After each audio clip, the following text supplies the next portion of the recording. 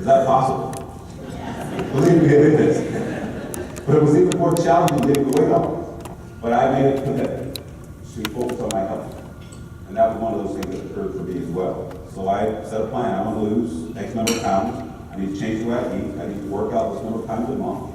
I need to make sure that I take some time out during the day at work to walk around the parking lot. And it allowed me to have some success there. Spending time working in the community. Spending time on my spiritual ethical, which for me is very, very important. The spiritual component gives me peace. It keeps me centered. It allows me to be effective. It allows me to serve other people above myself. It's something that I encourage you all to consider what that means for you. And then this family home, critically important, because you can have all the money in the world, but if your home's broken, it doesn't really mean anything. And I've known 3 people in my life who got this out of whack, and they actually ended up working themselves to death literally. And that's a whole other 30-minute presentation. So please, if you do nothing else, after listening to me today, please take this seriously. And also to manage yourself, you want to make sure you're using your calendar to set goals in all those areas that we talked about. And you want to use your calendar to plan, to track, and review your progress. Because if you don't use your calendar, if you don't get in the calendar, it's not going to happen. And another thing I'll say, if you don't have accountability, someone holding you accountable, be it a spouse, friend, coworker, or a coach, you're not going to get it done. That's very important. And as leaders, and I'm sure that you all see this, if you're a senior leader in an organization, if you're a manager, it doesn't matter the level, you got to allow other people to hold you accountable. If you have people reporting to you, creating an environment where they can be honest with you. Tell them I'll be right there.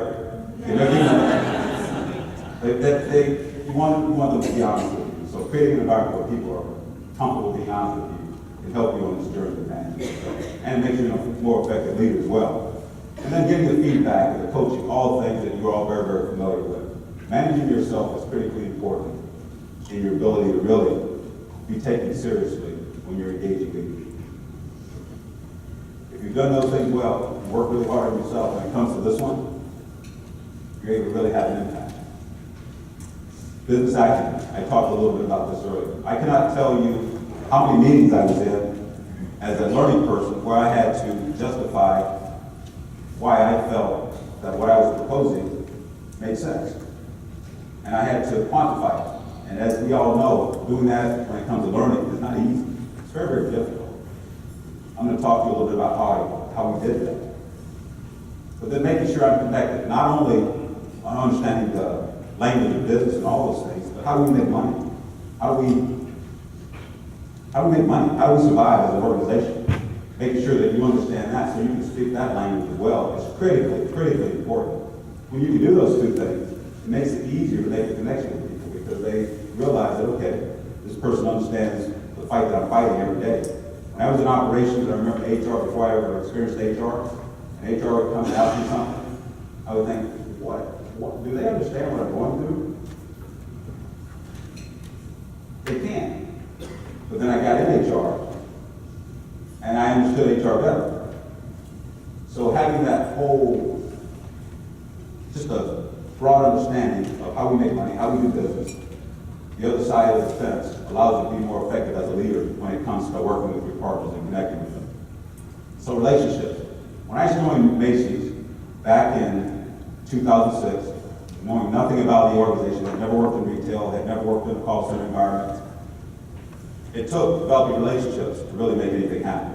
So one of the first things I did was I got a journal, set up meetings with people, and I asked questions. I managed my question to statement ratio. I did a lot more time listening than I did speaking. And people shared a lot with me. They shared an awful lot with me. We all want to be listened to.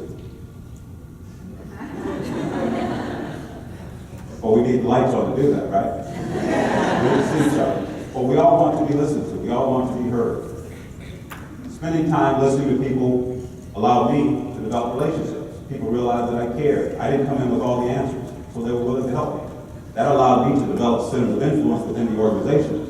So when I was able to propose something, people were more willing to jump on board. They were more willing to listen. They were more willing to be an advocate even when I wasn't around. And when we proposed things that were not good, that challenged the status quo, that challenged the legacy culture, I had support. So So I encourage you to consider that. Relationship is so important, not just in the workplace. I see the same thing in the community. Organizations that have been around for over 100 years, how do you change them? It starts with relationships.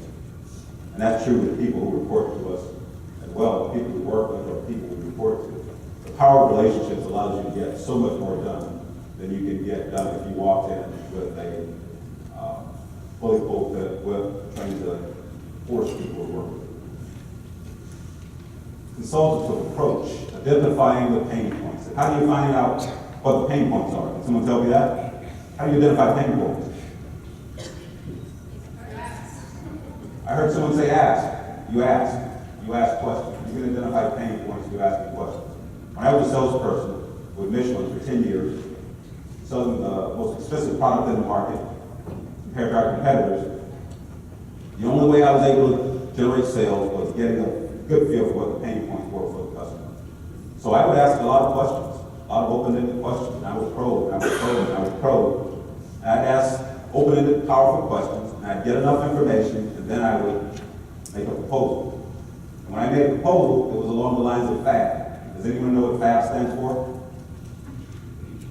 I heard someone say features, advantages, benefits, absolutely. And that allowed me to sell. I actually sold a lot. But what I did was when I started with Macy's, I took that same approach inside. Features, advantages, and benefits. After getting a clear understanding of the pain points, after spending months listening, getting information, then going through that information, I went back, I used that information to help our customers internally solve their problem. Features, advantages, and benefits of making a change that was significant. It's very significant. But at the end of the day, it saved us millions of dollars. Restructuring the whole function across the whole business unit. It saved us millions of dollars. Being a salesperson, when you're engaging leaders, after you've built that relationship, allows you to have that back. So let's talk briefly about aligning with the business. What does that mean? Aligning with the business. Another very important area to think about. Oftentimes in support functions, operations functions, marketing and sales functions, you've got these walls. You've got these silos. No one's talking with anyone. Even within the functions, you've got walls. And you have no idea of what each other is doing. And that's certainly not productive. So how do we make sure that we're aligned with the business? That we are walking arm in arm, that we're able to strive for success, know we want to be of value. How are we able to do that? Well,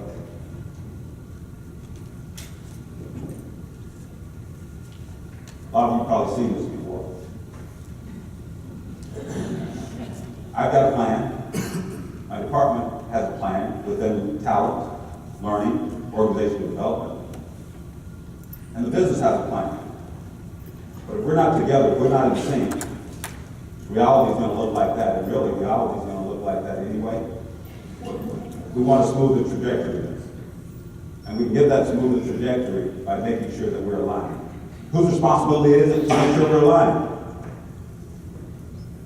Is it talent? Is it learning? Or is it the business? Who's responsible for that?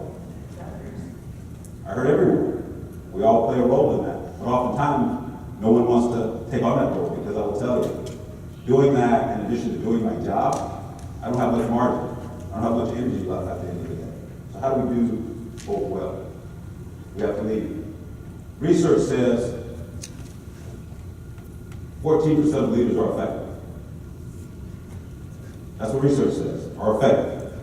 And that 14%, they're 94, 95% effective. Why do you think they're 94, 95% effective? This is the audience participation portion of my program. Any thoughts? They don't listen? Well, the 14% that are effective, the 94% effective, I'll tell you why. Because they're developing the people. Not just the people who work for them,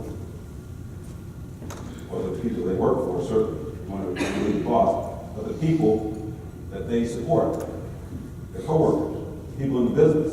They're able to develop them. So they're just developers of people. We need more developers of people. And people are able to develop those strong relationships. So alignment. The role, what is our role? Our role is really being a partner, being a very strong partner.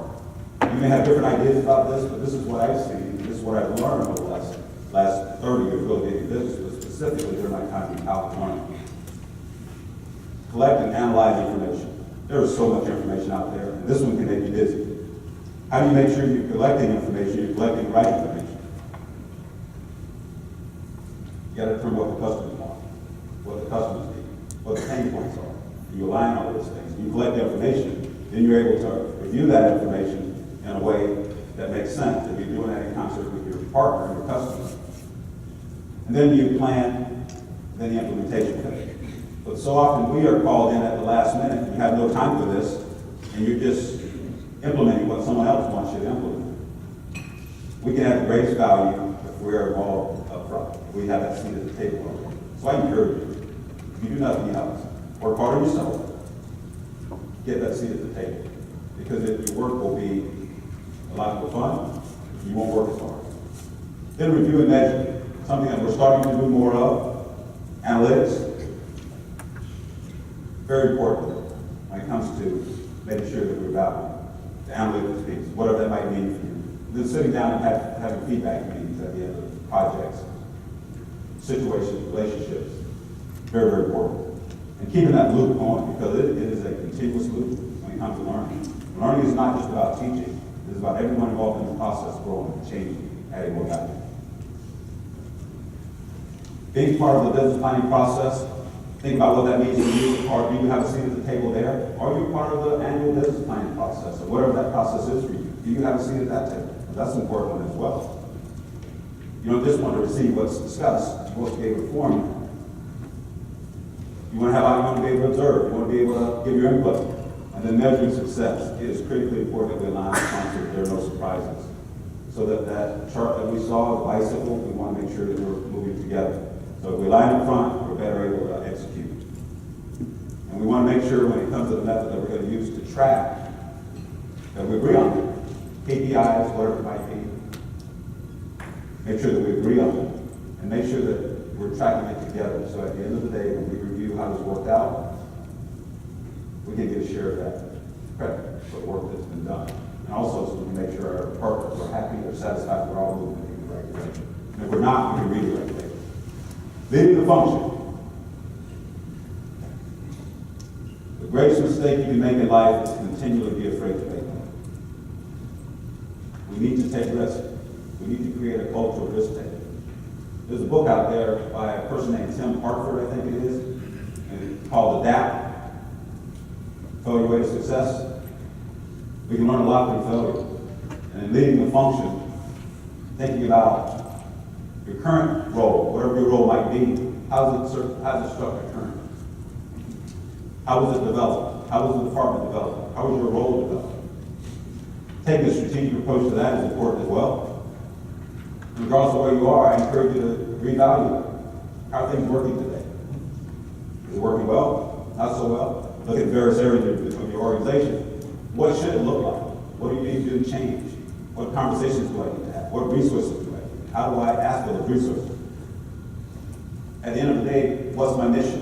What's the mission of the team? And one of the things we did when I was with Macy's in the learning space, we developed our own mission statement that was in line with the corporate mission statement, but it was something that we could all march to. And everyone started out meetings out with a mission statement.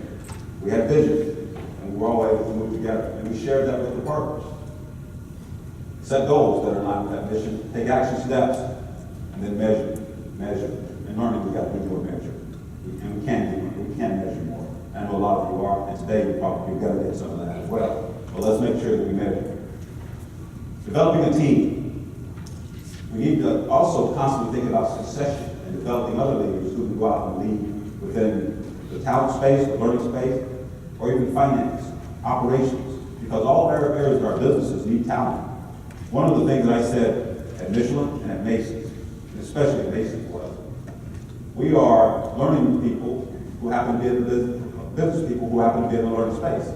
I want everyone on this team to be able to go do what you want to do, whether it's learning, whether it's operations, whether it's finance, whether it's communication.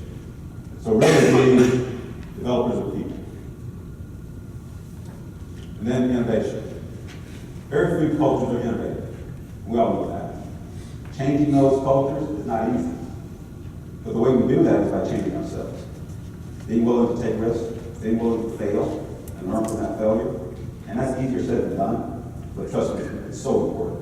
And when people fail that are around us, that aren't on our team, how do we encourage that?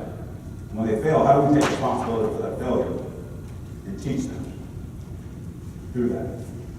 That's a growing experience. It's something that I've had an opportunity to participate in. And I'm a guy who is someone's failure, standing before you. And in many ways, it's made me glad. If we're able to do these things, one of the things that will happen is that we'll get a seat at the table. So what does that look like? We're sitting around the table with our partners.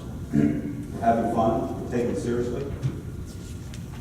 We're really equal partners. We're not just HR sitting off to the side. If we focus on managing self, engaging leaders, aligning with the business, and leading the function, you know what we can do then? That's an approximate for the word meal. We can partake in the meal. We deserve to partake in the meal. Everyone in this room works really hard. You deserve to partake in the meal. So I encourage you, the strategic role, very, very important role, but it starts with us, managing ourselves, engaging other leaders, and in many ways teaching and developing other leaders, even outside our own teams, aligning with the business, and making sure that we're strong leaders of the function. Business people who happen to be in the learning, talent organizations, development space. I really appreciate your time today. Thank you for inviting me. I hope that you have a wonderful day, and I hope that I've prompted you to think about something and maybe you walk away with one idea. If you do, please apply it, because as we said earlier, if you don't apply it, it's almost like you were never here. And I encourage you to get one of those in each session that you go to. And at the end of the day, you'll find that you've had a great day. And hopefully by the end of the week, the month, the year, you'll find out that you've had a great week, month, year. Thank you.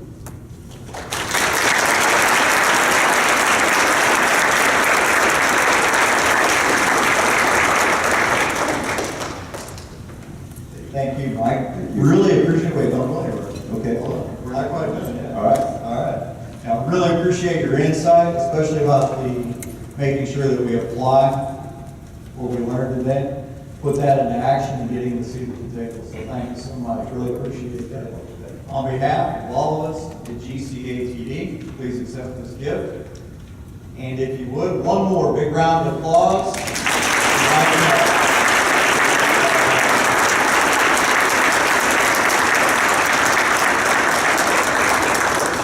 Okay, are you ready? It's going to be an action-packed day. I'm pumped up, ready to go.